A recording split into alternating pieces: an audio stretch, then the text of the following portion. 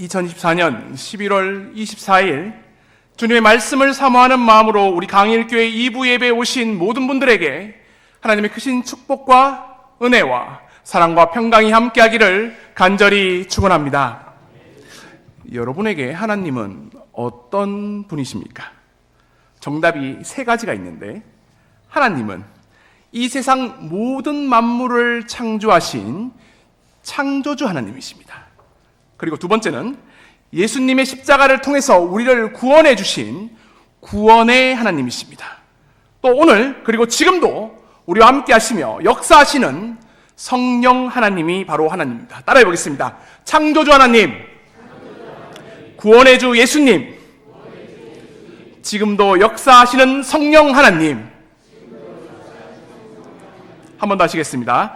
창조주 하나님, 구원해 주 예수님, 지금도 역사하시는 성령 하나님. 이를 삼위일체 하나님이라고 부릅니다. 여러분들은 이 하나님을 믿으십니까? 그렇다면 이번에는 조금 다르게 질문을 해보겠습니다. 여러분은 하나님 아버지 혹은 아버지 하나님을 부를 때에 어떤 이미지가 먼저 떠오르십니까? 이번엔 객관식입니다.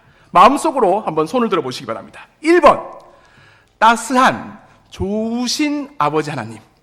2번, 불가능한 일이 없으시고 능치 못함이 없으시며 전지전능하신 하나님. 3번, 언제나 우리를 안아주시는 사랑의 하나님. 4번, 어떤 환난과 역경 속에서도 우리의 기도를 들으시고 우리를 지켜주시는 위로자 하나님. 여러분들은 이 네 하나님 중에서 어떤 이미지가 가장 먼저 떠오르십니까? 저는 하나님 하면 제일 먼저 떠오르는 이미지는 좋으신 하나님입니다. 그래서 저는 곧잘 이 찬양을 합니다. 좋으신 하나님, 좋으신 하나님, 참 좋으신 나의 하나님. 여러분의 하나님은 어떻습니까? 여러분의 그 생각 속에, 이미지 속에 이 좋으신 하나님이 있으십니까? 그 좋으신 하나님을 만나 보셨습니까? 그 좋으신 하나님을 만날 수 있는 아주 특별한 방법이 있는데, 궁금하면 이 다음 2절 가사를 같이 부르면 됩니다. 우리의 기도를 응답해 주시는 참 좋으신 나의 하나님. 우리는 기도를 통해서 좋으신 하나님을 만날 수 있습니다. 기도를 통해서 만나주시는 그 좋으신 하나님이 바로 나의 하나님이십니다. 또한 그 하나님께서는 우리에게 기도에 이런 좋은 것들을 예비하시며 기다리고 계시는데, 이 찬양의 3절 가사를 제가 읽어드리겠습니다. 한없는 축복을 우리에게 주시는 참 좋으신 나의 하나님. 2024년 11월 24일 2부 예배에, 이 예배를 통해서, 말씀을 통해, 기도를 통해 그 좋으신 하나님을 만나는 저와 여러분이 되시기를 간절히 축원합니다. 그리하여 2024년 11월 12월 우리의 평생에 하나님이 허락하시는 모든 좋은 것들을 다 누리며 그 좋으신 하나님이 나의 하나님, 내 하나님으로 고백할 수 있는 저와 여러분이 되시기를 간절히 축원합니다.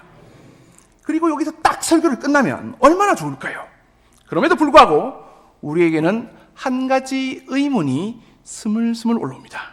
정말로 좋으신 하나님은 우리의 기도에 모두 다 하나도 빠짐없이 전부 다 응답을 하실까요? 이건 대답을 하셔야 됩니다. 다시 묻겠습니다. 좋으신 하나님은 우리의 기도에 모두 다 하나도 빠짐없이 전부 다 응답을 하실까요? 하면 주저하십니다. 왜냐하면 일반적으로 하나님의 응답은 곧바로 오거나, 혹은 한동안 좀 쉬었다 오거나, 혹은 아주 한참 동안 있다가 오거나, 혹은 어떤 때는 대답이 없나 할 정도로 아늑하고 오랜 시간이 걸리기도 합니다. 그런 저에게 오늘 말씀은 좀 충격이었습니다. 오늘 말씀 역대하 33장 13절 말씀을 함께 읽어보시겠습니다. 시작! 기도하였으므로 하나님이 그의 기도를 받으시며 그의 간구를 들으시사.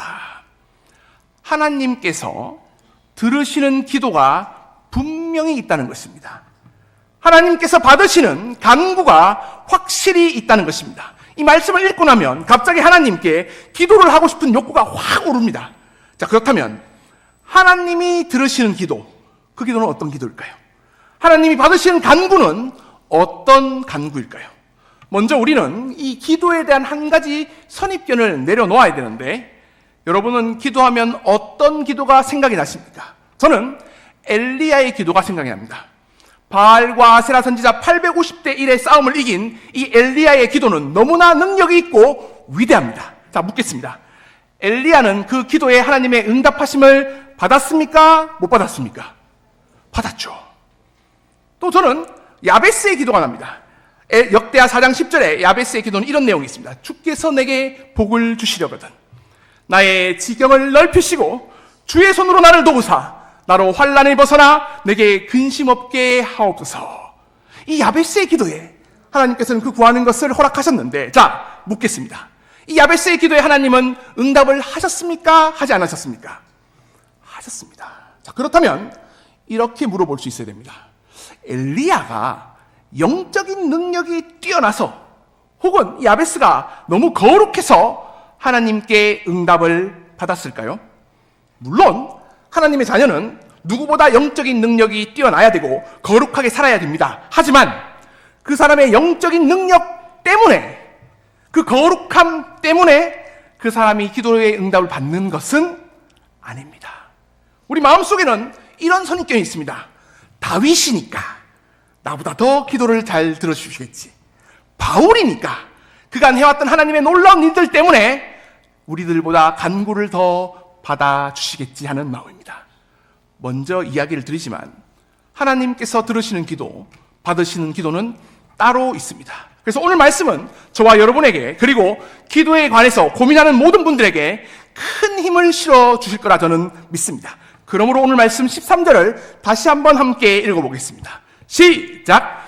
기도하였으므로 하나님이 그의 기도를 받으시며 그의 간구를 들으시사 그가 예루살렘에 돌아와서 다시 왕위에 앉게 하심에 므낫세가 이제서야 하나님 여호와께서 하나님이신 줄을 알더라. 아멘. 오늘의 기도는 누구의 기도입니까? 므낫세의 기도입니다. 하나님께서는 이 므낫세의 기도를 들으셨습니다. 하나님은 이 므낫세의 간구를 받으셨습니다. 그렇다면 도대체 이 므낫세는 어떤 인물일까요? 자, 여러분에게 또 질문 한번 드리겠습니다. 이스라엘에서 제일 유명한 위대한 왕이라고 하면 누구가 생각나십니까? 다윗이 생각이 납니다. 그리고 또 꼽아보라 하면 히스기야, 요시야 정도가 생각이 납니다. 오늘 주인공 이 므낫세는 히스기야의 아들이고 요시야의 할아버지입니다. 여기까지만 하면 므낫세도 꽤 괜찮은 왕인가라고 생각할 수 있지만 그건 착각입니다. 제가 반대로 한번 물어보겠습니다. 이스라엘 왕국에서 가장 악한 왕을 아십니까? 아합입니다. 그리고 이 아합에 필적할 정도로 악한 왕이 있는데 그 왕의 이름이 누구냐? 므낫세입니다. 이 므낫세에 대해서 성경은 이렇게 설명을 했습니다. 역대하 33장 3절을 함께 읽어보겠습니다. 시작! 그의 아버지 히스기야가 헐어버린 산당을 바알들을 위하여 아세라 목상을 만들며 하늘의 모든 일월 성취를 경배하며 섬기며. 우상 숭배는 일단 기본이었습니다. 인신제사를 드리고 점을 치고 신접한 사람들과 박수를 가까이 해서 하나님의 진노를 격발했습니다. 그래서 열왕기하 23장 26절에서는 이 므낫세에 대해서 이렇게 설명을 합니다. 우리 함께 합독하시겠습니다. 시작! 그러나 여호와께서 유다를 향하여 내리신 그 크게 타오르는 진노를 돌이키지 아니하였으니 이는 므낫세가 여호와를 경노하게 한 그 모든 경노 때문이라. 남유다 왕국이 멸망하게 된 가장 결정적인 책임을 므낫세 왕에게 돌렸습니다. 그는 하나님 앞에서 돌이킬 수 없는 범죄를 저질렀습니다. 그런데 오늘 우리의 관심은 이 므낫세라는 인물 자체에 있는 것이 아닙니다. 우리가 기억해야 할 사실은 이 다음에 있는데, 자, 이런 극악무도한 죄인인 므낫세의 기도를 하나님께서 들으셨습니까? 듣지 않으셨습니까? 들었다는 게입니다. 남유다의 왕국의 멸망까지 몰고 갔던 이 므낫세의 간구를 하나님께서 받으셨다는 것입니다. 잘 믿겨지지가 않죠? 자, 역대하 33장 13절을 다시 천천히 다시 한번 읽어보겠습니다. 시작! 기도하였으므로 하나님이 그의 기도를 받으시며 그의 간구를 들으시사 그가 예루살렘에 돌아와서 다시 왕위에 앉게 하심에 므낫세가 그제서야 여호와께서 하나님이신 줄을 알았더라. 이 13절 문장은 히브리어로 되어 있는데 히브리어 문장 5개로 되어 있습니다. 그리고 므낫세가 하나님께 기도했다. 그러자 하나님은 므낫세의 기도를 받으셨다. 그러자 하나님은 므낫세의 간구를 들으셨다. 그러자 그가 왕위를 위하여 그를 예루살렘으로 돌이키셨다. 그러자 므낫세는 여호와 바로 그가 그 하나님이신 줄을 알았다. 이 짧은 문장 사이에서 하나님과 므낫세 사이에 순간적으로 오고 가는 것, 기도와 간구, 응답과 인도하심이 생생하게 느껴지십니까? 중요한 것은 그 마지막 표현입니다. 므낫세는 여호와 바로 그가 하나님이심을 알았다는 것입니다. 하나님께서 들으시는 기도, 하나님께서 받으시는 기도, 그 첫 번째는 하나님이 누구인지를 아는 것입니다. 따라해 보겠습니다. 하나님이 누구인지를 알자. 한번 할까요? 하나님이 누구인지를 알자. 사실 므낫세의 아버지는 히스기야입니다. 히스기야 하면 이 유다 왕 중에서 하나님 마음에 쏙 드는, 하나님께 칭찬받는 왕이었습니다. 아마 아들 므낫세에게 어려서부터 하나님이 어떤 분인지, 하나님이 누구인지를 철저하게 귀가 따갑도록 교육을 받았을 것입니다. 그런데 므낫세는 그제서야 하나님이 누구인지를 알았던 것입니다. 여기서 그제서야의 정확한 뜻은 바벨론에 끌려가서 환난을 당하고 나서야라는 뜻입니다. 또한 여기서 알다라는 히브리어는 야다라고 합니다. 따라해보겠습니다. 야다. 그냥 지식으로 아는 게 아니라 경험적으로 그 일을 겪고 나서 체험적으로 안다는 뜻이 야다입니다. 여러분은 하나님을 이렇게 야다, 경험적으로, 체험적으로 알고 있습니까? 우리는 너무 잘 압니다. 하나님이 누굽니까? 당연한 소리입니다. 여호와 하나님이 이 모든 것을 창조했습니다. 누가 모릅니까? 예수님이 우리를 구원했습니다. 두 말하면 입이 아픕니다. 성령님이 지금 함께하고 계십니다. 이런 문장들은 우리한테 너무 익숙합니다. 그런데 이 모든 만물을 창조하신 창조자 하나님을 여러분은 진짜 야다, 경험적으로 알고 계십니까? 체험하셨습니까? 진실로 예수님이 우리의 구원자이심을 야다, 체험적으로 알고 믿으십니까? 성령 하나님이 지금도 함께 하심을 야다, 가슴 뜨겁게 체험하며 경험해 보셨습니까? 이 세 가지 질문에 가슴 속으로부터 솟아나는 아멘이라고 대답할 수 있다면 비로소 우리는 하나님을 아는 것입니다. 므낫세를 향한 하나님의 뜨거운 사랑을 경험했습니다. 오늘 말씀 10절 11절 말씀을 함께 합독하시겠습니다. 시작! 여호와께서 므낫세와 그의 백성에게 이르셨으나 그들이 듣지 아니하므로 여호와께서 아수르 왕의 군대 지휘관들이 와서 치게 하심에 그들이 므낫세를 사로잡고 쇠사슬로 결박하여 바벨론으로 끌고 간지라. 므낫세에게 베푸셨던 하나님의 이 큰 사랑을 여러분은 경험해 보셨습니까? 주로 이런 식으로 그 사랑은 진행이 되는데, 처음에는 하나님께서 말씀을 하십니다. 근데 듣지 않아요. 그래서 하나님께서는 치시고 끌려가게 하십니다. 이를 환난, 고난, 핍박이라고 부릅니다. 그런데 이 단어를 사용할 때 우리는 반드시 기억해야 될 사항이 있는데, 제가 이 환난과 고난과 핍박을 뭐라고 불렀습니까? 하나님의 크고 뜨거운 사랑이라고 불렀습니다. 그 이유가 오늘 말씀에 나오는데 10절 11절 말씀을 다시 한번 함께 합독하시겠습니다. 시작! 여호와께서 므낫세와 그의 백성에게 이르셨으나 그들이 듣지 아니하므로 여호와께서 아수르 왕의 군대 지휘관들이 와서 치게 하심에 그들이 므낫세를 사로잡고 쇠사슬로 결박하여 바벨론으로 끌고 간지라. 아멘. 이 10절 11절의 주어를 우리는 명확하게 알고 있어야 되는데, 누가 말씀하셨습니까? 하나님이 말씀하셨습니다. 누가 쳤습니까? 하나님이십니다. 아수르가 아닙니다. 누가 결박했습니까? 하나님입니다. 누가 바벨론으로 끌고 갔습니까? 하나님입니다. 그렇다면 우리는 이 환난이라는 단어 앞에 하나님의 환난이라고 붙일 수 있어야 됩니다. 고난이라는 단어 앞에 하나님의 고난이라고 붙일 수 있어야 됩니다. 핍박이라는 단어 앞에 하나님의 핍박이라고 붙일 수 있어야 됩니다.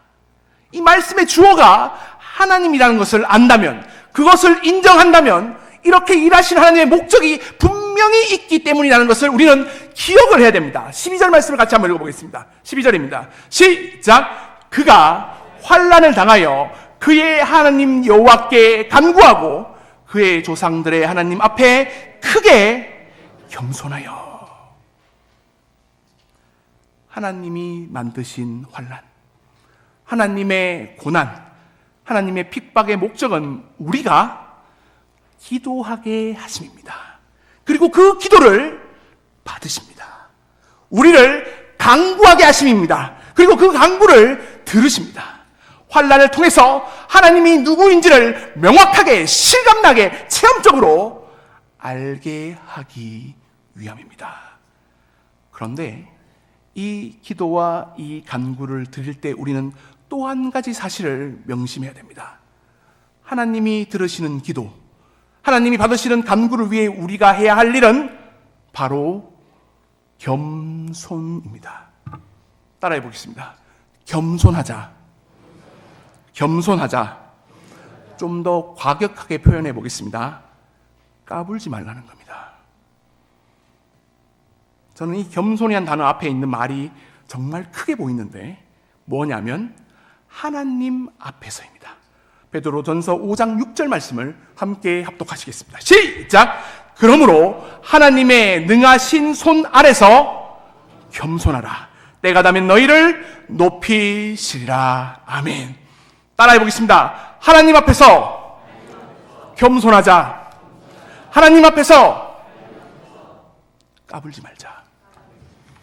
보통 우리들은 자신의 마음이나 자신의 성격을 잘 드러내지 않습니다. 그런데 딱 한 번 본능에 집중할 때가 있습니다. 그게 언제냐? 운전할 때입니다. 저는 예전 교회에 있었을 때 출근하면서 퇴근하면서 매일 경부고속도로를 달렸습니다. 이 고속도로라는 게 원래 고속으로 달리는 도로 아닙니까? 새벽 기도를 딱 가면 때가 참해 주위에 차가 한 대도 없는 겁니다. 그리고 있는 힘껏 엑셀레터를 꽉 밟았습니다. 그 순간 아무것도 떠오르지 않고 차와 제가 하나가 되었습니다. 하지만 순간 정신을 차릴 때가 있습니다. 힘차게 달리다가 브레이크를 밟는 순간이 딱 한 번 있는데 어디냐? 과속 카메라 앞에입니다. 그 앞에서는 절대로 밟으면 안 됩니다. 혹시 여러분 중에서 경찰 앞에서도 용감하게 법규를 어길 수 있는 사람이 있습니까? 그런 사람을 우리는 용감하다라고 부를 수 있습니까? 우리도 살다 보면 자신의 무언가를 믿고 순간 까불 수 있습니다. 으스댈 수 있습니다. 하지만 하나님이 있다라는 것, 우리 눈앞에 계시다는 것을 순간 망각하면 절대로 안 됩니다. 우리를 하나님께서 지켜보고 계십니다. 다시 한번 따라해 보겠습니다. 겸손하자. 나는 하나님 앞에 있다. 하나님이 지켜보고 있다. 자, 그러면 마지막으로 한 번 더 물어봐야 됩니다. 어떻게 하면 하나님 앞에서 겸손할 수 있을까요? 이 므낫세의 기도를 읽으면서 저는 한 말씀이 계속 떠올랐습니다. 역대하 7장 14절 말씀인데 함께 합독하시겠습니다. 시작! 내 이름을 일컫는 내 백성이 그들의 악한 길에서 떠나 스스로 낮추고 기도하여 내 얼굴을 찾으면 내가 하늘에서 듣고 그들의 죄를 사하고 그들의 땅을 고칠지라. 솔로몬의 기도입니다. 그런데 이 말씀의 패턴이 므낫세의 기도와 비슷합니다. 여기에는 겸손하여라 대신에 스스로 낮추어란 단어로 바꾸어 놓습니다. 그리고 그 스스로 낮추어란 단어 앞에는 이 문장이 들어있습니다. 그 악한 길에서 떠나. 한 번 더 하겠습니다. 그 악한 길에서 떠나. 우리가 하나님 앞에서 겸손할 수 있는 방법은, 우리가 하나님 앞에서 낮출 수 있는 방법은 악한 길에서 떠나는 것입니다. 회개입니다. 그러면 물어보겠죠. 목사님, 회개가 뭡니까? 제가 이 찬양의 가사를 불러드리겠습니다. 내가 주인 삼은 모든 것 내려놓고 내 주 대신 주 앞에 나와 나를 사랑했던 모든 것들을 다 내려놓고 주님만을 사랑해. 주 사랑 거친 풍랑에도 깊은 바다처럼 나를 잠잠케 해. 주 사랑 그 내 영혼의 반석, 그 사랑 안에서 서리. 솔로몬을 보십시오. 솔로몬의 기도에 하나님께서 아주 구체적으로 말씀으로 응답하셨습니다.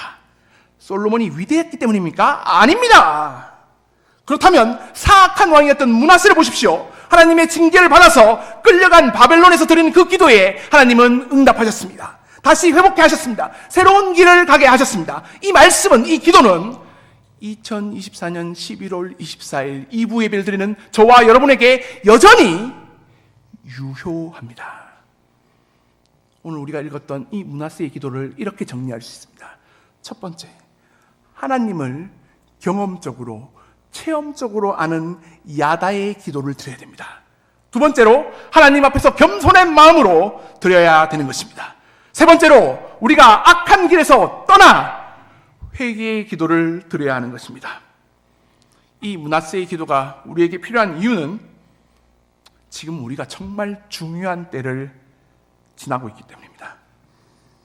우리는 이제 70년을 보냈습니다. 그리고 새로운 70년으로 나가야 됩니다. 그리고 하나님께서 비전을 주셨습니다. 리스타트. 말씀으로 다시 시작하고, 리뉴얼. 말씀으로 다시 새로워져야 되고, 리바이벌. 말씀으로 다시 뜨거워져야 되기 때문입니다. 이를 위해 가장 중요한 것이 뭐냐고 묻는다면 저는 기도라고 얘기할 겁니다. 그냥 기도가 아니라 하나님께서 들으시는 기도, 이 므낫세의 기도가 우리에게 필요한 것입니다. 성경 말씀은 정말 무섭습니다. 왜냐하면 행한 모든 것들을 낱낱이 다 기록해서 후대 사람들에게 알려주기 때문입니다. 이 므낫세에 대한 성경 기자의 평가는 역대상 33장 19절에 나오는데 같이 한번 읽어보겠습니다. 역대상 33장 19절입니다. 시작! 또 그의 기도와 그의 기도를 들으신 것과 그의 모든 죄와 허물과 겸손하기 전에 산당을 세운 것과 아세라 목상과 우상을 세운 것들이 다 호세의 사기에 기록되니라. 이 므낫세의 죄가가 하나도 빠짐없이 낱낱이 다 기록되어 있습니다. 그런데 그 가장 처음에 뭐라고 적혀 있습니까? 므낫세의 기도와 그 기도를 들으신 하나님입니다. 그가 악한 죄를 지었음에도 불구하고, 비록 그가 악한 왕이었다 할지라도 하나님을 알고 돌이켜 회개하여 겸손한 마음으로 기도했을 때에 하나님께서는 분명히 응답하신다는 것을 기억하라는 것입니다. 이것이 오늘 우리에게 주시는 메시지입니다. 이 왕의 이름이 뭐라고 했죠? 크게 해도 됩니다. 다시. 뭐라고요? 므낫세입니다.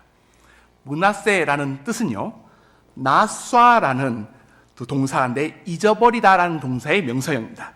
므낫세는 애굽의 총리였던 요셉의 첫 번째 아들이었습니다. 하나님께서 요셉의 지난 모든 고난을 완전히 잊어버릴 만큼 큰 축복을 부어주셨다는 뜻에서 므낫세라고 이름을 지어주셨습니다. 므낫세, 그 이름만으로도 은혜입니다. 우리가 므낫세의 기도를 드릴 때에 지난 많은 고난이 있다 할지라도 풍성한 하나님의 축복과 은혜로 그 모든 것들을 기억하지 못하게 하겠다라는 하나님의 은혜의 말씀이 바로 이 므낫세의 기도인 것입니다. 그러므로 이 므낫세의 기도를 기억하십시오. 기도하는 자에게, 간구하는 자에게 하나님께서는 정말 큰 은혜와 축복 가운데 우리를 나아가게 하실 것입니다. 무엇보다 우리에겐 이제 새로운 70년이 시작되는 우리에게 이렇게 말씀하십니다. 이전에 있는 모든 것들은 내가 기억하지 않겠다. 이전에 어려움, 힘든 고난, 그 모든 것들을 다 잊을 만큼 하나님의 축복과 하나님의 꿈과 하나님의 소망을 부어주시겠다고 말씀합니다. 전제 조건이 있습니다. 이 므낫세의 기도를 드릴 때입니다. 이 기도를 통해 저와 여러분들의 삶 가운데에, 우리 강일교회 가운데에 하나님의 풍성한 은혜와 축복을 누리시는 저와 여러분이 되기를 간절히 축원합니다. 기도하시겠습니다.